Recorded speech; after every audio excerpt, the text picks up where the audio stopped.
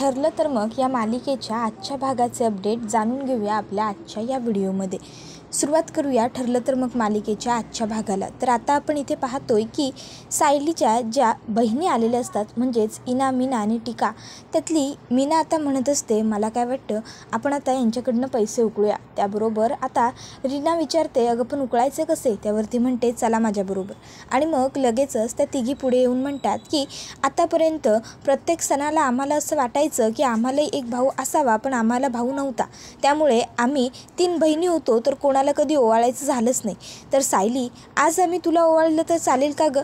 त्याबरोबर सायली म्हणते, हो चालेल, आवडेल मला। त्याबरोबर आता लगेचच इकडे कल्पनासुद्धा म्हणते की खरोखर किती चांगली कल्पना ही, म्हणजे हा विचार मलासुद्धा आला नाही कधी। त्याबरोबर लगेचच आता प्रताप म्हणत असतो की बघा, आज आपल्या घरात पहिल्यांदा जी गोष्ट कधीच घडली नाही अशी गोष्ट घडणार। त्याबरोबर लगेचच आता इकडे मैनावती म्हणायला लागते की आम्हाला मुलगाच नव्हता ना।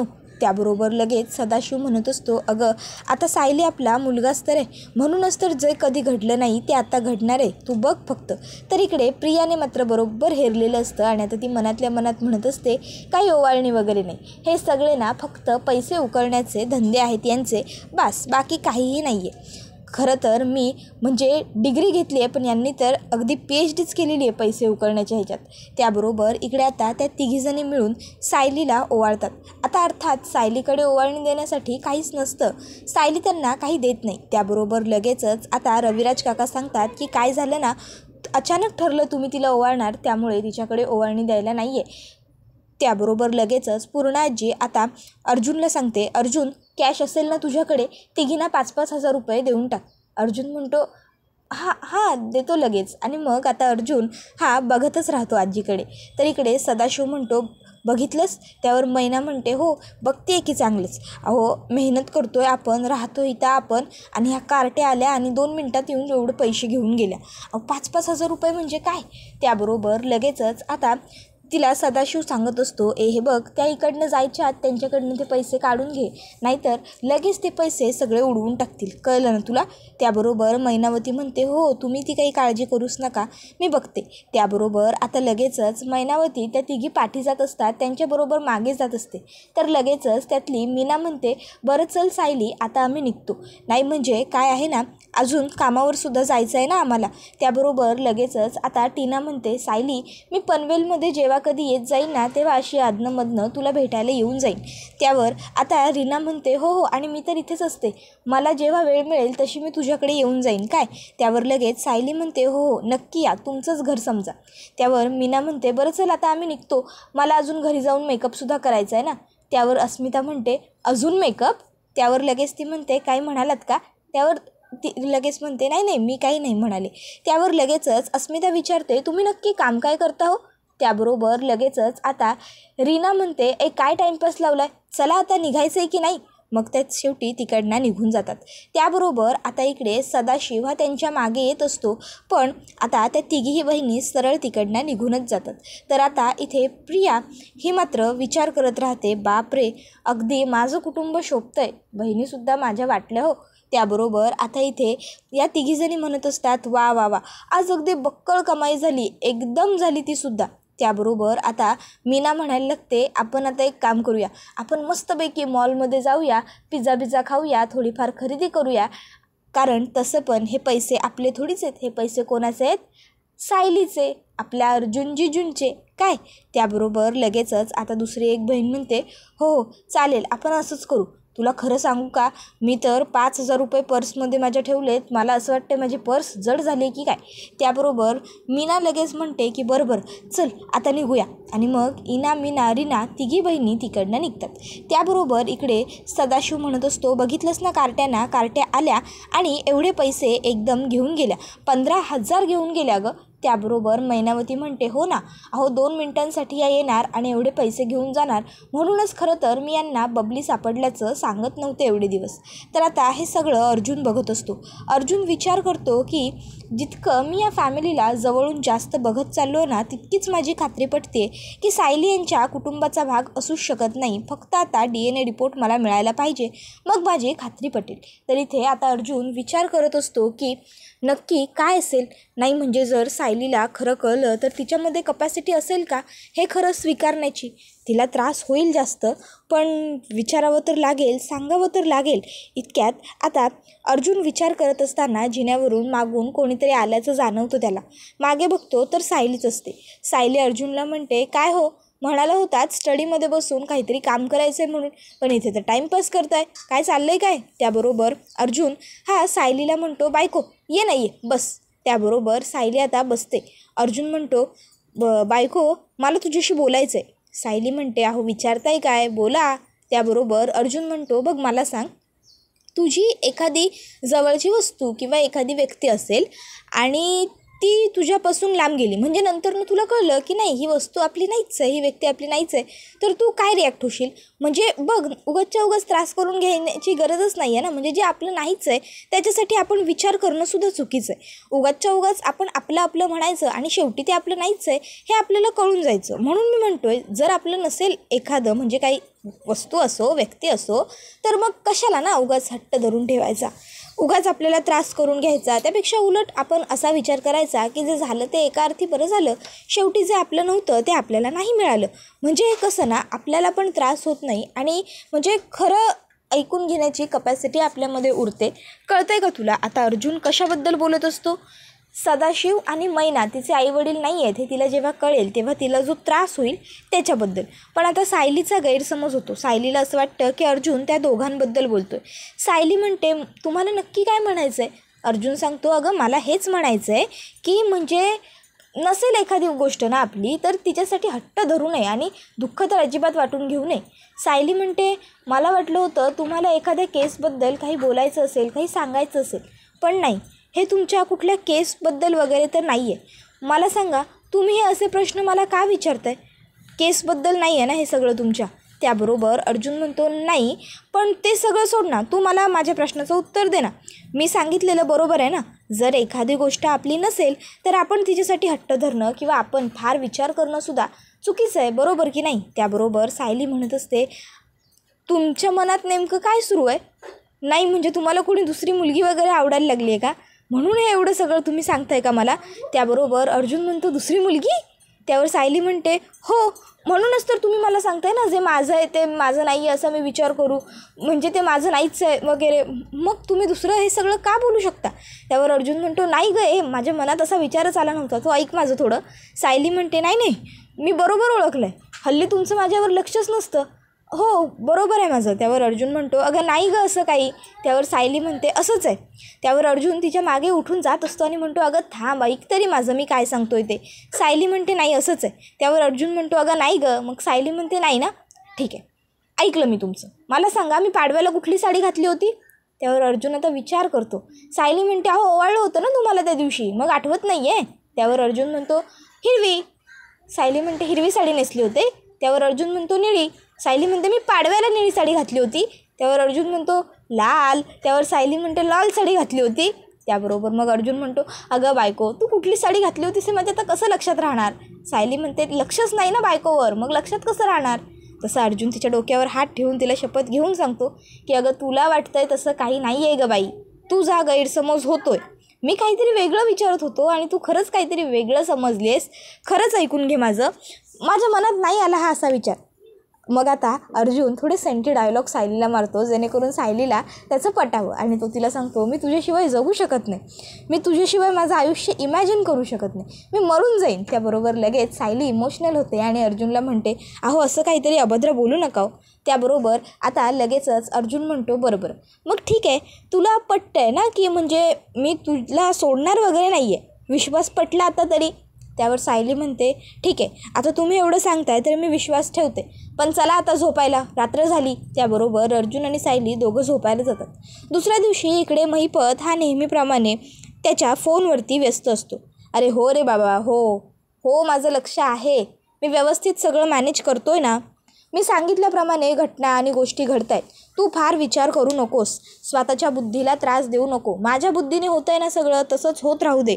बरं हां, हो. आता इतक्यात त्या ठिकाणी सुमन काकी येते. सुमन काकी विचार करते, आताही हे फोनवरच होते, हे आता कुणाशी बोलतायत असा प्रश्न जर मी यांना विचारला तर उगाचच्या उगाच हे माझ्यावरती चिडचिड करतील आणि आमच्या दोघांमध्ये वाद होईल.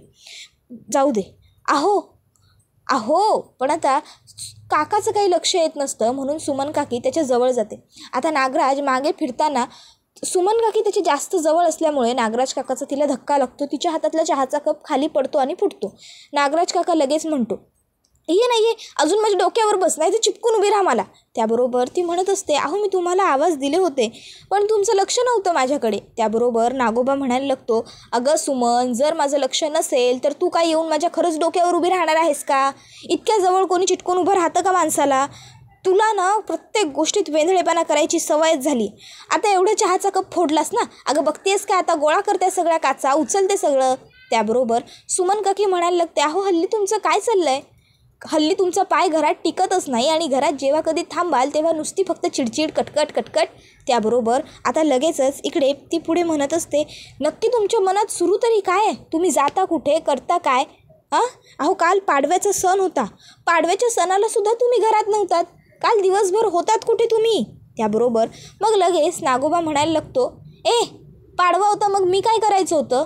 दिवसभर घरात बसून राहायचं होतं की पालखी, मेना असं काहीतरी मागवायचं होतं आणि तुझी त्याच्यातून वरात काढायची होती, मिरवणूक अख्ख्या पनवेलभर? काय करायचं काय होतं मी? हे बघ, मी तुला आधीही सांगितलेलं आहे सुमन, तू माझ्याकडनं फार अपेक्षा ठेवू नकोस, कळलं? कारण तू लायकच नाही आहेस की मी एवढं सगळं तुझ्यासाठी करावं, तुला गिफ्ट द्यावं, कळलं ना? त्यामुळे विचारही बंद कर आणि माझ्या माझ्यापासून लांब राहायचं. एवढं बोलून नागोबा तिकडनं निघून जातो. इथे अर्जुन हा चैतन्याचीच वाट बघत असतो की चैतन्य DNA रिपोर्ट घेऊन कधी येईल. इतक्यात तिकडे चैतन्य येतो आणि अर्जुनच्या हातात रिपोर्ट देत म्हणतो, अर्जुन रिपोर्ट बघ. अर्जुन रिपोर्ट बघतो आणि रिपोर्टमध्ये असं काही असतं की आता अर्जुन हा काही बोलतच नसतो. चैतन्य म्हणतो, अर्जुन अरे काय झालं, काहीतरी बोल. अर्जुन रिपोर्ट नेगेटिव्ह आहेत ना, बोल ना. पण अर्जुन काही बोलत नसल्यामुळे चैतन्य ते रिपोर्ट घेतो आणि स्वतःच्या हाताने रिपोर्ट चेक करतो आणि म्हणत असतो, अर्जुन अरे काय रे, हे रिपोर्ट तर पॉझिटिव्ह निघाले. त्याबरोबर लगेचच आता चैतन्याने असं म्हटल्याबरोबर अर्जुन हा आता म्हणत असतो की मलासुद्धा कळत नाही आहे हे कसं घडलं. त्यावर बघ आता चैतन्यालासुद्धा प्रश्न पडलेला असतो की हे सगळं नेमकं झालं कसं आणि घडलं कधी आणि का. त्याबरोबर आता अर्जुन आणि चैतन्य दोघंही विचारात पडलेले असतात की म्हणजे हे DNA रिपोर्ट पॉझिटिव्ह आले कसे. त्याबरोबर आता इथे प्रिया त्या दोघांचं हे बोलणं ऐकत असते आणि आता प्रिया ही मनात म्हणत असते, कारण या सगळ्याच्या पाठी मी आहे. आणि मग प्रियाला आठवायला लागतं की सायली आणि अर्जुन दोघंजणं जेव्हा बोलत बसलेले असतात तेव्हा ती पाण्याची बाटली घेण्यासाठी तिच्या खोलीतून बाहेर आलेली असते आणि तेव्हा तिला सायली आणि अर्जुन काय बोलतायत ही गोष्ट जाणून घेण्यात इंटरेस्ट आलेला होता. मग अर्जुनने तिचा केस उपटलेला प्रियाने पाहिला होता. तिच्या हातातली पाण्याची बाटलीसुद्धा त्यावेळेस पडली होती. अर्जुनने जाऊन दरवाजा उघडून चेकही केलं होतं, पण प्रिया त्यावेळेस जिन्याजवळ लपली आणि त्यामुळे अर्जुनला ती दिसली नाही. मग प्रियाने विचार केला की अर्जुन नेमकं काय करतोय. सायलीचा असा एक केस त्याने झिपलॉक बॅगमध्ये का बरं ठेवला असेल. मग तिने अर्जुनवरती बारीक लक्ष ठेवलं. मग तिला जाणवलं की अर्जुनने दुसऱ्या दिवशी मैनावतीचा सुद्धा एक केस उपटला आणि मग मैनावतीचा केससुद्धा त्याने झिपलॉक बॅगमध्ये ठेवून दिला. त्यानंतर त्याने त्या दोघांवरती एकावर सायली आणि एकावरती मैनावती अशी नावं लिहिली होती. मग जेव्हा आता सायलीच्या त्या 3 बहिणी आल्या होत्या त्यावेळेस सगळे घरातले हे व्यस्त होते, सगळेजण त्यांच्याशी बोलत होते. पण अश्विनला मात्र या सर्व गोष्टीत इंटरेस्ट नसल्यामुळे अश्विन हा ताबडतोबच तिकडनं निघून गेला होता. तर आता अश्विनसुद्धा तिथे नसल्यामुळे प्रियाबरोबर थांबणारं कोणी नव्हतं, प्रियावर लक्ष देणारं कोणी नव्हतं. याच संधीचा फायदा घेत प्रिया अर्जुन आणि सायलीच्या खोलीमध्ये गेली. सायलीचा जो केस अर्जुनने ठेवला होता तो केस तिने त्याच्यातून काढला आणि तिथे स्वतःचा एक केस उपटून त्या झिपलॉक बॅगमध्ये टाकला आणि म्हणाली की चला आता रिपोर्ट अगदी मला हवे तसेच येतील, काहीही झालं तरी. आजपर्यंत या घरात आल्यानंतरचं हे माझं पहिलं एवढं मोठं आणि घवघवीत यश आहे. आजपर्यंत मला कधीच एवढं यश मिळालं नव्हतं. आता ते सायली आणि मैनावती मायलेकी आहेत याच्यावर विश्वास ठेवण्यावाचून अर्जुनकडे दुसरा काही एक पर्याय उरणार नाही आणि ती मैनावती माझी आई आहे असा कोणाला संशयही येणार नाही. चला आजपर्यंतचं सगळ्यात उत्तम आणि बेस्ट काम मी आज करून दाखवलेलं आहे असा विचार करत प्रिया ही तिकडनं ताबडतोब खाली निघून जाते, कारण आता तिथे थांबण्यात अर्थच नसतो. तर आता इथे मैनावती आणि सदाशिव सायली रद्दी लावत असते तिकडे आलेले असतात. आता सायलीला मैनावती विचारते, सायली काय करतेस? सायली म्हणते, काही नाही गाई, जरा हे व्यवस्थित लावून ठेवते. मैनावती विचारते, सायली मी तुला काही मदत करू का ग बाळा? त्यावर सायली म्हणते, नाही गाई नको, तू बस. त्यावर मैनावती म्हणत असते, सायली अगं आम्हाला दोघांना ना जरा बाहेर जाऊन यायचं होतं, फेरफटका मारायला ग. त्यावर सायली म्हणते, हां मग या की जाऊन. त्याबरोबर सदाशिव म्हणतो, अगं पण ऊन आहे ना बाहेर खूप. त्यावर सायली म्हणते, हो खूप ऊन आहे, नका जाऊ तुम्हाला सहन नाही होणार. त्याबरोबर लगेचच आता मैनावती आणि सदाशिव सांगतात, जर आमच्याकडं गॉगल असता, चष्मा असता तर आम्ही ते लावून गेलो असतो, पण आमच्याकडं नाही आहे ना ते. त्याबरोबर आता सदाशिव सायलीला विचारतो, सायली तू आमच्यासाठी मागवशील का गं 2 चष्मे, एक काळ्या रंगाचा मागव आणि एक तपकिरी रंगाचा मागव. सायली म्हणते, काळा आणि तपकिरी? त्यावर ते दोघं सांगतात, हो ग. त्याबरोबर पुढे सदाशिव म्हणतो, आणि तुझ्या आईकडनं साड्या नाही आहेत, ह्या 2च साड्या नेसून फिरत असते ग, ती अख्ख्या घरभर वावरत असते. आता सुभेदारांची विहीन आहे, शोभायला पण पाहिजे की नको, म्हणून मी काय म्हणतो, सायली जरा म्हणजे तुझ्या आईला 4-5 साड्या घे. त्यावर मैना म्हणते, अहो काय बोलताय तुम्ही? त्याबरोबर सदाशिव म्हणतो, अगं माझ्याकडे पैसे असते तर मी घेऊन दिले असत्या तुला, पोरीला कशाला सांगितलं असतं, पण आता माझ्याकडे नाही म्हणून तिला सांगतोय ना. त्याबरोबर सायली म्हणत असते, आई बाबा ह्या घरात ना गॉगल फारसे कोणी वापरत नाही, तरी मी विचारून बघते, जर कोणाकडे असतील ना तर सध्या मी तुम्हाला घेऊन देते. आणि आई साड्यांची तू काही काळजी करू नको, साड्यांचं काय करायचं ते मी बघते काय. त्याबरोबर लगेचच आता मैनावती तिला सांगते, सायले अगं एवढी काही साड्यांची घाई नाही बघ, साड्या निवांत मिळाल्या तरी बी हरकत नाही, फक्त गॉगल तेवढे पाहिजे होते बघ. त्यावर सायली म्हणते, मी बघते कोणाकडे मिळत आहेत का. आणि मग आता सायली आणि अर्जुन हे नंतर दोघंजणं बाहेर चाललेले असतात. त्या दरम्यान त्यांना दिसतं की आता मैना आणि सदाशिव काळ्या आणि तपकिरी रंगाचे गॉगल घालून चक्क आंधळे बनून रस्त्यावरती भीक मागतायत. आता ही गोष्ट सायली बघते, तिला खूप वाईट वाटतं. मग सायली ही ताबडतोब बाहेर उतरते आणि त्या दोघांनाही ते दोघं गाडीत भरतात आणि घरी घेऊन येतात. त्यानंतर सायली म्हणत असते, देव जाणे का पण हे आई वडील आहेत माझे असं मला मनापासून नाही वाटत आहे. अर्जुन म्हणतो, मलाही वाटत नव्हतं, मी DNA टेस्ट करून घेतल्यात पण ते तुझे आई वडील आहेत. त्यावर सायली म्हणते, रिपोर्ट आदली बदली पण होऊ शकतात ना, काहीतरी गडबड पण होऊ शकते, पण माझं मन मानत नाही आहे की हे माझे आईबाबा आहेत म्हणून, नाही काहीतरी गडबड आहे. त्याबरोबर हा एपिसोड इथेच संपतो. व्हिडिओ आवडला असेल तर व्हिडिओला लाईक करा, चॅनलवर नवीन असाल तर चॅनलला सबस्क्राईब करा आणि बेल आयकॉन आठवणीने प्रेस करा, जेणेकरून तुम्हाला पुढच्या प्रत्येक व्हिडिओचं नोटिफिकेशन मिळत जाईल आणि सर्व व्हिडिओंचा आनंद हा अगदी उत्तम पद्धतीने घेता येईल. आजच्या पुरतं इथेच थांबूया. पुढचा व्हिडिओ येईपर्यंत टाटा बाय बाय, धन्यवाद, take care all of you.